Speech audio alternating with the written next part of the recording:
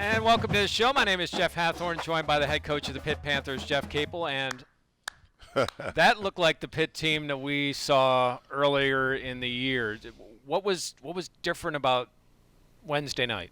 Well, I thought we fought. I mean, that's the main thing. We fought and we fought together, and it's been who we've been most of the year. We just had a 3-game stretch where we seemed off. I thought initially it was a hangover from the Duke game. I didn't think we played smart against Wake Forest. I thought we played hard. I don't think we played smart. I thought we played hard against North Carolina. We just could not deal with their size. I didn't think we matched their physicality. And then the Notre Dame game was just embarrassing. Like, we did nothing well. And we came back. We had 2 really good days of practice. We talked about it. We confronted it. And we played yesterday, Wednesday, with a sense of urgency. We played with an edge. We got back to defending. And then that led to us being pretty good offensively. And so hopefully it's a wake-up call, and hopefully we can become consistent in our effort every time we step on the court. How did you know that not starting X and Ithiel would work out for you? I didn't. But I knew that we needed to make a change. I knew that we needed to shake things up a little bit. And I told our guys that on Monday. We actually got together Monday morning, and we just had a meeting. I think they thought we were going to practice, but we just had a meeting, and I was able to express some of the things that I felt and what I thought was going on with our team, and that was the confrontation part. And then when we came back in the afternoon and we practiced, one of the things I let them know right away is that we're not going to start the same way on Wednesday. I'm really not sure what's going to happen. These 2 practices and the walkthrough on Wednesday will determine that. But it will not be the same. And so we had 2 really good practices. It was tough. I didn't make the decision until 10 minutes before the game because how Xavier and Ithiel played yesterday was how they practiced on Tuesday. Xavier was amazing in practice on Tuesday. And so if you base it just on that, then he probably should have started. Same thing with Ithiel. But I knew I wanted to make a change. And really what I looked at was the Notre Dame game.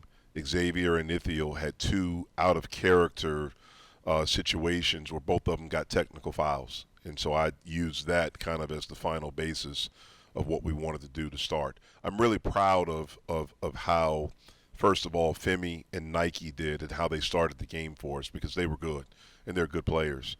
But I'm also really proud of how Xavier and Ithiel handled it too, because they didn't pout, they didn't sulk, and when their time came, they were ready to go. You mentioned a few things about X after the game, but you said really good point guards know what they need to do. Is that what we saw, that, hey, X knew that he needed to score and we're seeing a maturation in that process? Well, I hope so. One of the things I said to Xavier on Monday in that morning meeting is that, you're leading the ACC in assists, but that's not good enough for you. And I'm not saying it, but you should be happy. Like when we were playing at our best, he was leading the ACC in assists, and we were 4-1. Now I know that he was frustrated because he couldn't make a shot. His percentages weren't great, but still, we're 4-1, and you're leading the league in assists, and we're in the top half at that time in points per game in the league. And so don't get so down on yourself, and don't think I got to prove that I can score. The game will tell you what you need to do as a point guard, and he has the ability to affect the game in different ways. When he was on the show, we talked about this. Last night, it just so happened to be that he was making shots. And what happened was that they started the game, Virginia Tech, going under on every ball screen that we set. They were basically playing the percentages. And then we started making shots. They also started the game being really physical with Justin and double-teaming Justin. Justin made some terrific plays. He didn't score last night, but I thought he played really, really well in the fact that he made some really good passes in the first half against the double teams. And then as the game went on and we started making shots, we were able to get him one-on-one in the post. they stopped doubling, and then he made them pay at the end. Well, he did get an opportunity to start yesterday, and we're going to talk to Femi Odekale as we continue here on the Jeff Capel Show on the Pitt Panthers Radio Network.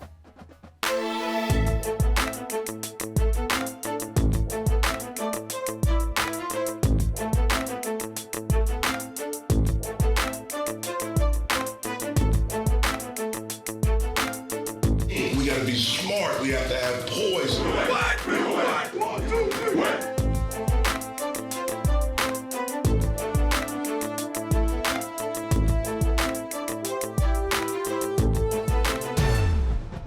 Jeff Capel Show here on the Pitt Panthers Radio Network, and we are joined by the 6'5 freshman from Brooklyn. Made his first start yesterday for the Panthers in the upset win over Virginia Tech. Femi Odekale joins us. Hey, Femi, how are you? I'm doing good. How's everybody? We're good. We're good, man. We're good. What was it like to hear your name in the starting lineup? It just made me smile and have joy. I was just so happy that I even had the opportunity to hear my name on loudspeakers. Was there a point when you stepped out on the court, did you have to settle yourself down, or were you just full of energy, ready to run? I was just full of energy, ready to run. I just wanted to make a big impact in the first half and just get in our mojo back. How do you feel like you've grown? What are areas that you notice in film work that you see now as opposed to your first couple of games? I just noticed that I'm more calmer and I'm not ready, rushing to make the right plays. I'm just settling in and just looking for what the team needs. How difficult is it at first to play at the college level? I mean, you got so many things thrown at you. Can you kind of quantify how tough that is, especially in COVID times here? The difficult part is just the speed of the game. I never understand it until I'm actually in it. When you actually work hard for the first 4 minutes you in or playing, I'm so tired. It feels like I'm out of shape, but I know I'm not. That's a good answer because Coach is listening here. I just want you to know. Yeah, what is your relationship like, Femi, with Xavier? My relationship is really good. I talk to him off the court. We play games. We're always laughing. That's just somebody I can always call and chill with. What are a couple of lessons you think you've learned from him? Just not rushing the tempo of the game and not trying to do too much. Just doing what the team needs to do so we can win. You're part of a freshman class, a big freshman class. Give us an idea how tight that group is, how much you share, and how well you guys get along. We all get along good. We always talk to each other. Me and my roommate Max play the game with each other. I go upstairs to see what Will and them is doing. We always find something to do, even if it's schoolwork. We just always connected. It's good answers, man. Yeah. Schoolwork. Okay. Femi Odekale is joining us here on the Jeff Capel Show here on the Pitt Panthers Radio Network. You left home after your senior year and went for a prep year. What was that experience like, just moving away, and how did it improve your game and maybe you as a person as a whole? When I was moving away, I was just mentally focused. I wanted to lock in things that I wasn't really good at and just try to work on it, so this year will be a little bit easier. And I was just preparing myself for the next level. I imagine it's a good step from moving away from home. You get into prep school, you learn what it's like to live on your own. Did you find that was the case, Femi? Yeah, I find that's the case because I'm a real mama's boy. So she's always used to cooking for me and doing the simple stuff for me. So I had to just get away. Hey, congratulations on the win. Best of luck against Virginia, and thanks for taking a few minutes with us. Thank you. Thank you for having me on. Appreciate it, Femi. Femi Odekale. Our next guest has his name hanging just upstairs. Billy Knight. What a career. We're going to talk to him as we continue. Jeff Capel Show here on the Pitt Panthers Radio Network.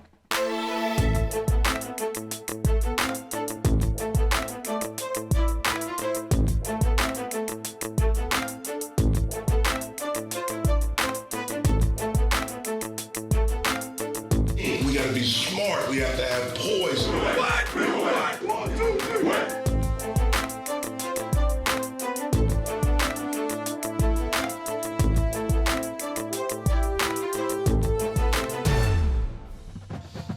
He averaged 22 points a game, not for a week, not for a month, but for his career here at the University of Pittsburgh, 50 double-doubles. It's amazing.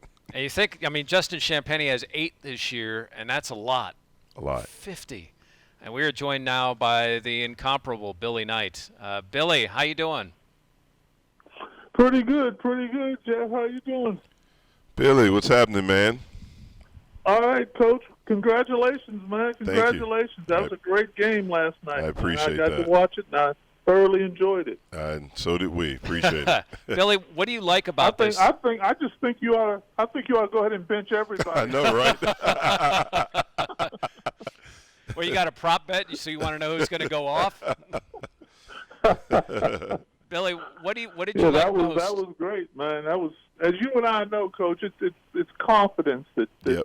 You have to play with, and we certainly played with confidence last night. Yeah, we did. We did. You were a confident player. What's it do to a confident player if all of a sudden they're not in a starting lineup? Well, I mean, you have pride and ego. Coach knows that's why he did it. I mean, he knows that he wanted more from the guy, and he got it. He got just what he wanted to get from him. The type of attitude. I mean, a guy can go into a shell and pout and mope around, as we well know is possible from a human being and a basketball player in college and at any level. But he took it the right way and came out and got more aggressive and got fired up about the whole situation, which I'm sure that's what Coach wanted him to do, and that's exactly what happened, and it was well timed and perfectly needed for that situation. Billy, obviously you love Panther basketball. What do you love about the way this program is coming together here under Jeff? Well, first of all, like I said, he's instilling a lot of confidence in these guys, and you have to play with confidence. I mean, they have ability. The team has ability. A coach wouldn't even have them on the team. So I'm confident that the players have the ability, but they have to relax and feel confident enough to play like he played last night, like Champagnie's playing, like Tony's playing, like Horton's shooting the three. I mean, those guys are feeling comfortable and confident enough to show what they can do. And that's what we need them to do on a nightly basis, not just because you're benched, but you should be ready to play like that at all times. And I'm sure that's what Coach is trying to get through to them, that don't wait for me to bench you for you to show everything you got. Show everything you got all the time. Absolutely. Billy, was confidence something when you came to college? Obviously, you were a great high school player, but when you move up a level, so when you come into college, is that something that you came in with? Was it something that you developed, that confidence? And then the second part of the question, when you went from here, at Pitt, to the pros, is that something that you went in with, or did you have to develop that as you you have confidence. Absolutely, you have confidence from your successes before you got to Pitt, but you have to experience something that instills it at that level. Experience something that gets you over the hump at the next level, and maybe this does it for X, that he comes out and feels like he's capable of doing stuff like this all the time and shooting the ball like he did. I mean, I was amazed at how well he shot the ball. He always plays hard. He's a tough physical guy, so he always competes. But he shot the ball so well, and he saw it go in. And I mean, he was like shooting, grapefruits into a swimming pool. I mean, he was shooting the ball so well. So, you start out with confidence, but you can build that confidence as you go along, as the shots go in for you, as you have some level of success from high school to college, and even from college on to a pro level. If you have some type of successes, that builds even more confidence. Billy, you mentioned confidence. Take us back to December 22nd, 1972, when you put 37 on John Wooden and UCLA at their house. Well, I mean, that was such a unique situation because that I know Bill Hillgrove has told the story many times that, in those days we went to the game in separate rental cars. You had like 3 players in a car, and, the coaches and the trainer and the SID, they were all driving different rental cars. And the rental car I was in got lost. So we showed up at the game during the national anthem. That's when I walked into the arena, during the national anthem. Never took a warm-up shot. Had to go in and get taped and get dressed, and I came out just in time for the jump ball. So, but I really was looking forward to that game because it's UCLA. They're the national champs. I mean, you want to play against the best. So it was really an exciting build-up to even get ready for that game. Jamal Wilkes, Keith Wilkes at the time, but it was, Jamal Wilkes. He and I got to be good friends, but, being matched up against him, he was, one of the top-rated small forward types in the country at that time, and I considered myself a small forward type also. So it was, it was a challenge to be matched up against him. And the whole UCLA team, I know, even to this day, if Bill Walton sees me right now, he'd say, Pittsburgh, you guys came out to Poly and thought you were going to get us, and then you put that big, strong guy in the game to beat me up. You're talking about Lucius Keys, that we put him in to fire Walton. We didn't put Lucius in to do that to Walton. I mean, that's the way Lucius played against everybody. So he was awkward and, cumbersome like that. So they put in Swin Nader, so Swin and Lucius immediately bump each other and start throwing punches at each other. So Lucius gets thrown out of the game, and Swin stayed in the game. And, so it was just the whole night was just an exciting night to be playing UCLA in Poly. Billy, did Coach Wooden say anything to you after the game? Oh yeah, Coach Wooden. He always had that program rolled up in his hand, and he just walked over to me after the game and said, "That was a fine game, young man." He shook my hand and walked away, and I said, "Thank you." And that was it.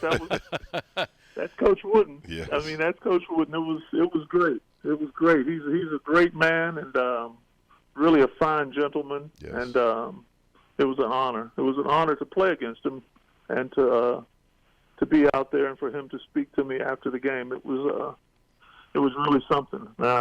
All for a kid from Braddock. Billy, hey, thank you very much for your time here tonight. We really appreciate it. Thanks for catching up.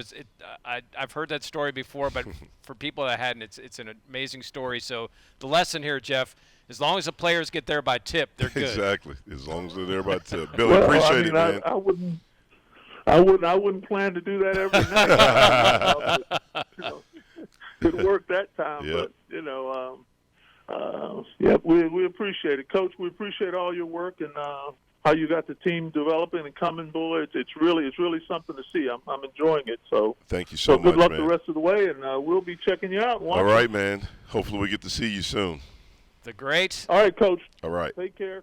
Billy Knight. You can see his name in the rafters at the Peterson Event Center. Jeff Capel Show here on the Pitt Panthers Radio Network.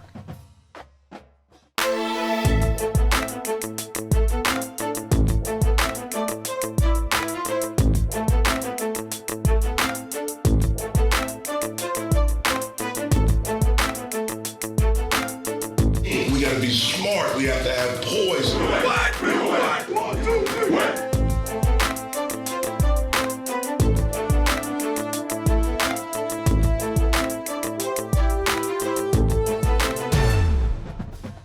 Welcome back to the Jeff Capel Show. Jeff Hathorn with you and the head coach of the Pitt Panthers. And you mentioned practice on Monday, and Femi said about no whistles. What is that? Can you give us an idea? What does that look like with no whistles? Well, I mean, there were whistles, but we wanted our guys to get after it, and so we everything was defense. That's really all we worked on was defense, and we split them up into teams. We didn't have it like we had the starters against whatever. I split the teams up, and everything was defense. You had to get 5 perfect stops in a row, and whoever could do that first won. And the only way to get the defense was to run good offense, or if the defense was just really bad. And so it was very physical. It was very intense. Guys really, really competed. And it was just trying to get that edge back, trying to get that identity back, because when we were playing as well as we had been playing, we were defending at a very high level. If you look at the 3 games, that was the thing that was consistent. We did not defend at all. We went from giving up less than 40%. We were first in the league in field goal percentage defense, first in the league in three-point field goal percentage defense, and that dropped. Both of those numbers significantly dropped. And during the 3-game stretch, teams were shooting 49% against us. And so we basically got back to basics. We didn't watch any tape of Virginia Tech on Monday, which is rare. When we did our scouting on Tuesday, we tried to simplify everything with what we gave them, the sheet that we give them, what we showed on tape. We walked through some things, not a lot. We tried to break some things down, but we really just tried to concentrate on us. And our guys, their attention was there, their focus was there, and I saw it in shoot-around yesterday. It was different. It was like it was before the Wake Forest game. So did you walk out of the building Monday night after you had the meeting in the morning, you have that practice at night, and thinking, okay, you know what, I'm in a better place. I think we're going to turn this around. I felt better. I felt better after the meeting on Monday because I was able to get a lot of things off of my chest. It's Jeff, honestly, like it's difficult right now. And even for me as a coach, it's difficult because of what these kids are going through. I feel like so many people are trying to normalize, this season. And what I mean by that, it's like you're trying to judge it based on everything else, every other season, and trying to judge it the same way. I think that's a big mistake. And again, I've said this over and over. People can write negative things about me and say these things, but this year, these young people should be given grace. Like it really bothers me when I see, and again, I'm saying this, I don't know what has been written here because I don't read anything. But when I go to ESPN.com or I watch some of these shows or I'm watching some of these games as I'm scouting or just as a fan as I'm watching, and I'm reading some of these comments about the players, I'm hearing some of the commentators just negative and kind of with these guys. And I just think, especially this year, that's really messed up because these kids are going through something that no one's ever gone through. And they're out here laying it out, laying it on the line night in and night out, day in and day out.